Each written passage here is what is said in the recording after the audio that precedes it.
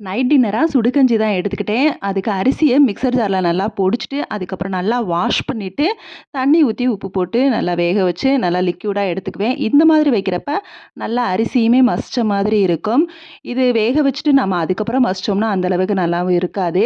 அதனால இது நல்லாவே லிக்விடாவும், நல்லா ஸ்மாஷ் பண்ண மாரியும் கிடைக்கும். ஹெல்த் இஷ்யூ இருக்கனால கொஞ்சம் லிக்விடா, அதே சமயம் கொஞ்சம் ஃபில்லிங்கா இருக்கணும்னு தோணுச்சு. அதனால தான் கஞ்சி ரெடி பண்ணிக்கிட்டேன்.